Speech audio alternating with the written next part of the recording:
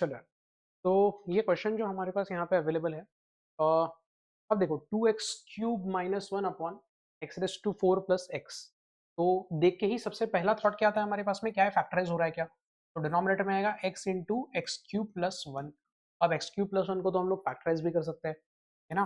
तो आएगा x into क्या आ जाएगा हमारे पास में, x प्लस 1 मल्टीप्लाइड बाय आ जाएगा x² माइनस एक्स प्लस 1। अब एक क्वाड्रेटिक भी आ गया जिसका डिस्क्रिमिनेंट लेस देन 0 है, जिसको फर्दर फैक्टराइज करना पॉसिबल है नहीं। और न्यूमरेटर में तुम्हारे पास में क्या अवेलेबल है, तो 2x³ माइनस 1 आ रहा है। रैशनल फंक्शन था, न्यूमरेटर की पावर कम थी डिनोमिनेटर से, तो डायरेक्ट कंसेप्ट आती है हमारे पास में fourth measuring integration using partial fractions, है ना।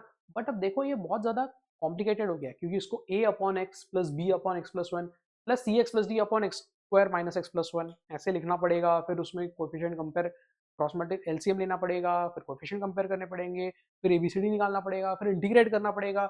ये सब मेहनत जो है, तो अब देखो कुछ एक क्वेश्चन होते हैं जिनमें ये सब मेहनत करनी भी पड़ती है ना। बट डेफिनेटली ये वो क्वेश्चन है नहीं। और इसकी हिंट कौन दे रहा है, तो इसकी हिंट जो है ना वो ये ऑप्शंस दे रहे हैं। लोग देख रहे हो यहाँ पे ln of something minus ln of something, ln of something minus, मतलब क्या है, मैक्सिमम दो फंक्शंस ही आउटकम में आ रहे हैं तुम्हारे इंटीग्रेशन। मैक्सिमम वैसे तो एक ही फॉर्म में लिखा हुआ है सब कुछ, बट हाँ हम समझ सकते हैं कि चलो दो लॉग में आंसर आए होंगे तो दोनों क्लब हो गए होंगे, है ना। या फिर जैसे यहाँ पे फैक्टराइज हो चुके दो टर्म्स आई थी ना, तो ये भी ln में आ रहा है, ये भी एडिशन में ln में आ रहा है, तो फिर से ln ln ऐड होके वो दोनों टर्म मल्टीप्लाई होके x³ प्लस 1 जनरेट हो रहा है, जो कि तुम्हारे पास में ऑलमोस्ट हर एक जगह पे अवेलेबल है ही, है ना। तो ये एक डायरेक्ट इंडिकेशन है कि हमें पार्शियल फ्रैक्शन तो अप्लाई नहीं करना है, ठीक है। तो पार्शियल फ्रैक्शन नहीं अप्लाई करने तो कैसे करना है, तो कोई ना कोई रीअरेंजमेंट यहाँ पे करना पड़ेगा। तो अब देखो रीअरेंजमेंट करना है तो सब्सटीट्यूशन ही करना पड़ेगा। वैसे भी लॉग में आंसर आ रहा है तो ऐसा भी हो सकता है कि नीचे के पार्ट को टी रखोगे तो ऊपर वाला इंटू डी एक्स तुम्हारा डी टी बनेगा, ताकि 1/t आएगा तो ln of mod of T answer आ गया, और वो टी को रिप्लेस करके तुम्हारे पास में ये फॉर्म में आंसर आ जाएगा सीधे सीधे। लॉजिकल भी दिख रहा है। अब इस तरीके से ऑप्शन से हिंट ले सकते हो, चलेगा, कोई दिक्कत नहीं है ना। तो अब डायरेक्टली तो टी पुट नहीं कर पा रहे, तो फिर अप्रोच क्या होगा, ये ट्विन इंटीग्रल में जब जैसा अपन करते थे सेवंथ मेजरिंग में, एग्जैक्टली वैसी टाइप की चीज यहाँ पे हमें करनी है ना। बट अब देखो x⁴ भी कॉमन निकालोगे तो क्या आएगा, 1 प्लस 1/x³ आएगा, ठीक है ना। और 1/x³ का डिफरेंशिएशन क्या होगा तुम्हारा, -3/x⁴ आएगा। तो remaining portion into dx dt में तो कन्वर्ट नहीं हो रहा है, ऊपर दो हमारे पास दो टर्म्स है ना। तो अब देखो, अब तुम्हें जो मिसलेनियस में मैंने क्वेश्चंस कराए थे ना, मिसलेनियस का आई थिंक पहला ही क्वेश्चन, तो मिसलेनियस के पहले क्वेश्चन में भी हमने ऐसे टाइप की चीज देखी थी। हमने देखा था बाहर तीन टर्म मल्टीप्लीकेशन में थी और फ्रैक्शन पावर के अंदर तीन टर्म्स थी। तो इसका मतलब फ्रैक्शन पावर के अंदर तीन टर्म्स में एक्स होना पड़ेगा, क्योंकि उसका डिफरेंशिएशन बाहर की तीन टर्म्स आएगी, मल्टीप्लाइड बाय dx तुम्हारा सम फॉर्म ऑफ dt में जो है वो कन्वर्ट हो जाएगा। तो यहाँ पे भी न्यूमरेटर में दो टर्म्स है, तो डिनोमिनेटर में भी दोनों की दोनों टर्म्स में x का पार्टिसिपेशन होना पड़ेगा, तभी जाके जब उसको अपन t रखेंगे तो उनका डिफरेंशिएशन तुम्हारा न्यूमरेटर में जनरेट होगा। समझ में आ रहा है।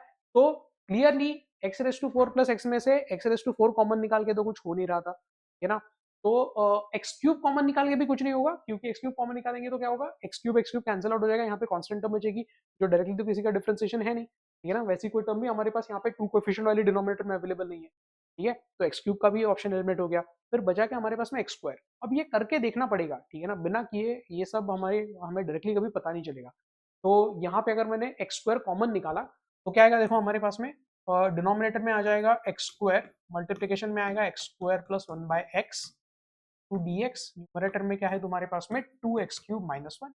करो x² को डिवाइड करके देखो एक बार क्या आएगा तुम्हारे पास, देखो 2x आ जाएगा, माइनस साइन के साथ 1/x² आ जाएगा, होल अपॉन क्या आएगा हमारे पास में x² प्लस 1/x। इससे भी नहीं होता तो क्या करते, x कॉमन निकाल के देखते। उसके अलावा तो और कोई ऑप्शन था नहीं हमारे पास, इससे नहीं होता तो फिर हमें पार्शियल फ्रैक्शन ही करना पड़ता।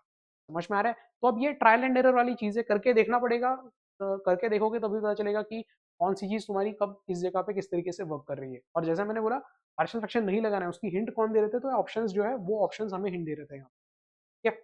चलो, तो क्या आएगा देखो यहाँ पे, अब नीचे दिख रहा है, हमें नीचे वाले को टी रखेंगे तो क्या आएगा हमारे पास में x² plus 1/x equal to आ जाएगा t। तो 2x आ गया और एडिशन में -1/x² आ जाएगा, whole multiplied by dx is equal to क्या आएगा dt का, ये वाला पार्ट t बन गया। उसके बाद में ये वाला पोर्शन जो तुम्हारा dt में कन्वर्ट हो गया। तो फाइनल इंटीग्रल क्या बनेगा, फाइनल इंटीग्रल आएगा dt अपॉन आ जाएगा हमारे पास में t। dt अपॉन t मतलब क्या आएगा, ln of mod of t plus c जो है वो आंसर आ गया।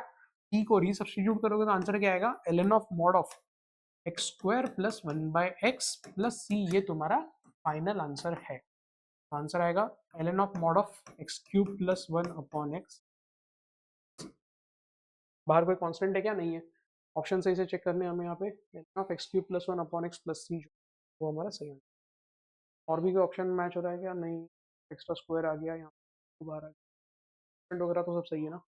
2x माइनस 1 बाई स्क्वायर सही है, सही। ओके, देख लो इसको जल्दी से।